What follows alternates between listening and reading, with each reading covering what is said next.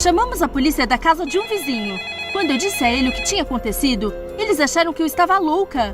Disseram que alguém havia entrado para roubar e teria escapado rapidamente. Eu sabia que não era verdade. O que estava em minha casa não vinha de fora, estava dentro. No dia seguinte, não deixei James sair para o pátio.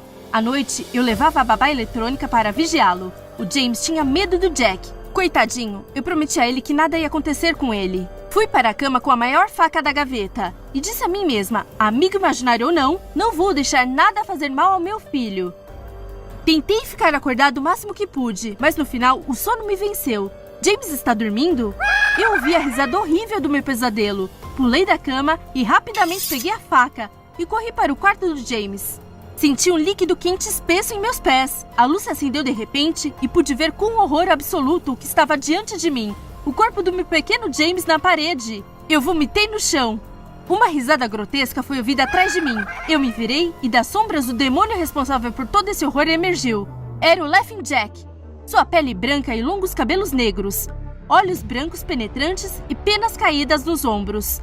O seu corpo era grotesco. Seus longos braços pendurados além da cintura. Seu sorriso torto revelou uma fileira de dentes brancos e afiados. Ele usava um terno preto e branco como um palhaço, com uma camisa de mangas compridas e meias listradas. Ele soltou uma risada nojenta. Ele se aproximou de James. Afaste-se dele! Corri até o monstro levantando a faca e o esfaqueei. Mas assim que a faca o tocou, ele desapareceu em uma nuvem preta de fumaça. A faca passou por James e o perfurou. O coração de James continuou batendo.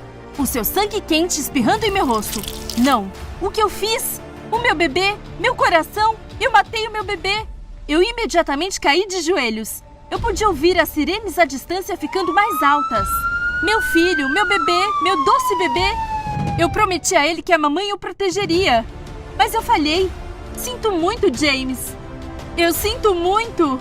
Explodindo em lágrimas, ajoelhei-me na frente do que ainda era o corpo do meu filho. A polícia logo chegou e me encontrou empunhando a faca coberta com sangue do meu pobre filho. Eles me culparam pelo assassinato do meu filho e me declararam louca. Eles me trancaram onde eu estive nos últimos 2 meses.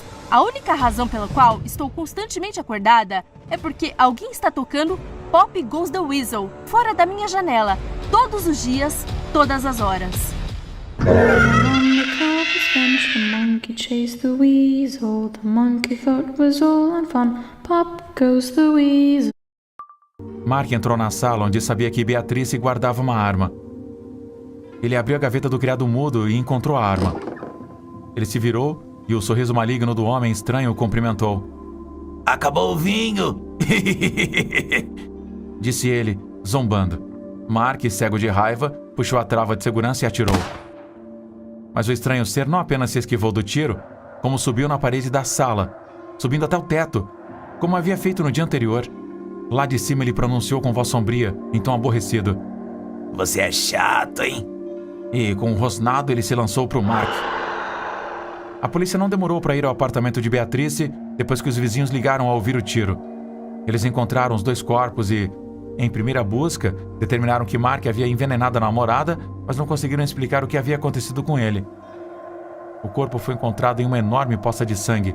A sua garganta havia sido cortada por fortes garras que pareciam pertencer a algum animal.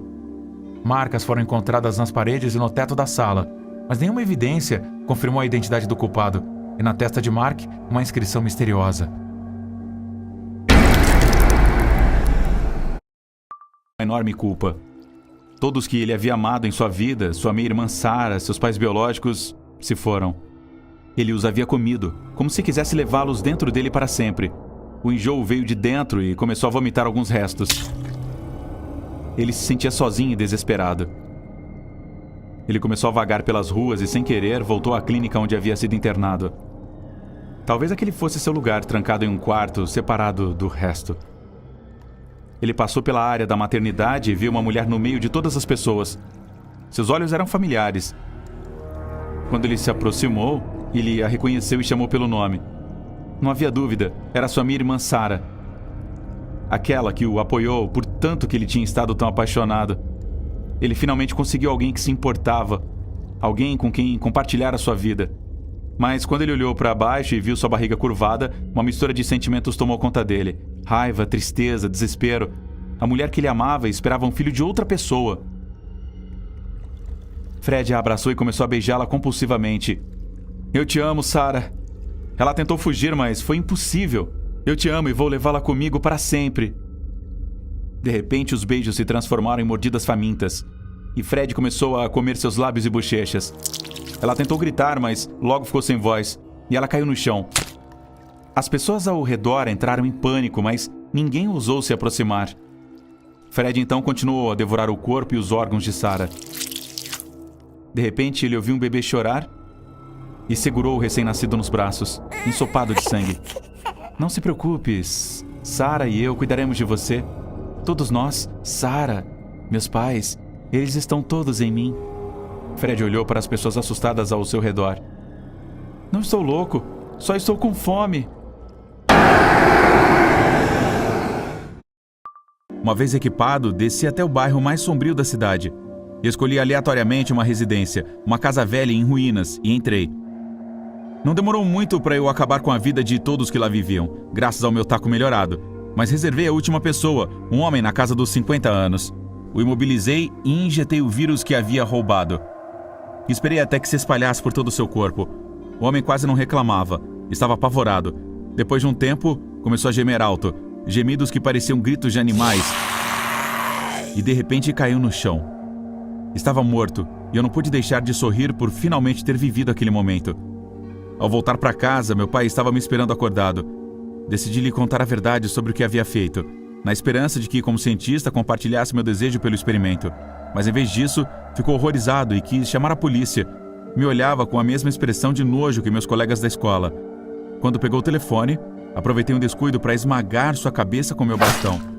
Saí de lá correndo e fui para o laboratório de pesquisas, onde entrei sorrateiramente graças à credencial que havia roubado do meu pai. Peguei uma bolsa e comecei a enchê-la com seringas e amostras de vírus de todos os tipos. Havia decidido fugir, mas primeiro dei outra volta por aquele bairro sujo da cidade para testar algumas das minhas novas aquisições. Depois disso, precisei de um abrigo, então fui para a floresta. Após um tempo caminhando, me deparei com alguém.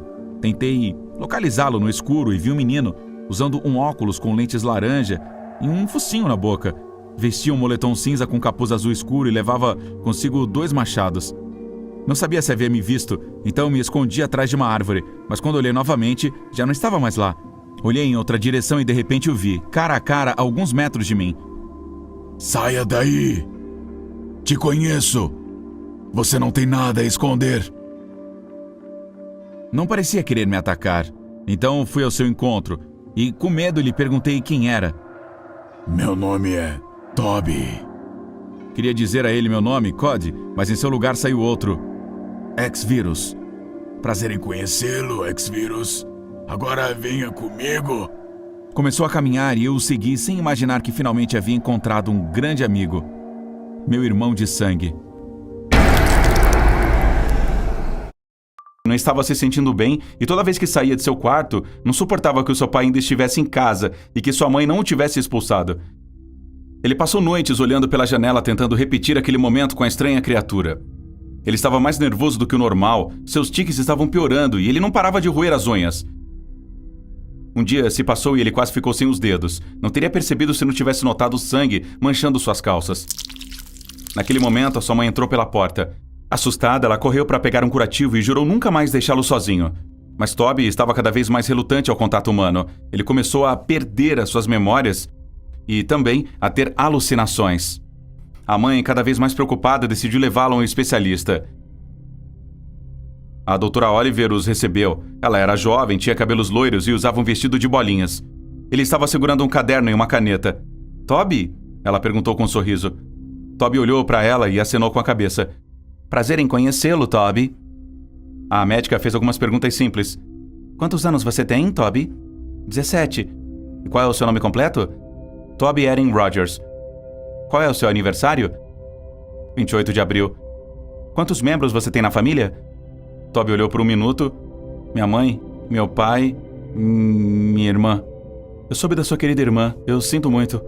Você se lembra de alguma coisa sobre o acidente, Toby? Toby desviou o olhar dela. Sua mente ficou em branco por um momento. Ele sentiu um arrepio nas costas, não conseguia mais falar e acabou desmaiando. Ele acordou na cama do hospital. O zumbido havia voltado. Ele procurou à sua volta, mas não encontrou a criatura sem rosto. Era a sua irmã morta. Os seus olhos estavam vazios, a sua pele estava pálida e um pedaço de sua mandíbula estava pendurada. O sangue escorria por seu rosto. Toby não entendia nada, não conseguia parar de olhar para ela. Ele olhou mais de perto e encontrou a criatura alta novamente. Atrás dela haviam fileiras de crianças e adolescentes com os olhos completamente negros. Toby tentou gritar, tentou escapar, mas tudo escureceu. Ele desmaiou novamente. Ele acordou e tinha sido apenas um sonho. A sua cabeça girava sem parar. A raiva crescia dentro dele. Ele se lembrava da irmã e do pai. O ódio estava ficando cada vez mais forte. Ele tinha que fazer alguma coisa. Ele estava enlouquecendo? Ele se levantou, pegou seu moletom e saiu pela porta do quarto e ele pensou tê-la visto andando pelo corredor. Ele começou a andar silenciosamente atrás do seu pai. Seu corpo não parava de tremer. Ele percebeu que um quadro de segurança contra incêndio estava pendurado na parede. Ele quebrou o vidro com a mão enfaixada. Não sentiu nada. Ele agarrou o machado e a máscara, colocou também, havia uns óculos de fumaça laranja. Ele se viu no reflexo de uma janela. Estava perfeito. Ele começou a rir alto e seu pai se virou, mas não teve tempo de reagir.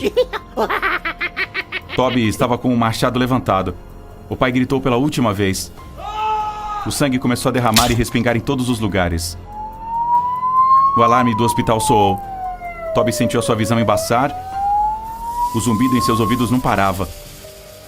À distância, ele viu na escuridão aquela criatura imponente. Ele parecia estar vestido com um terno preto escuro e o seu rosto estava completamente branco. Eu tive que segui-lo. E foi assim que Toby Rogers morreu e Tissy Toby nasceu.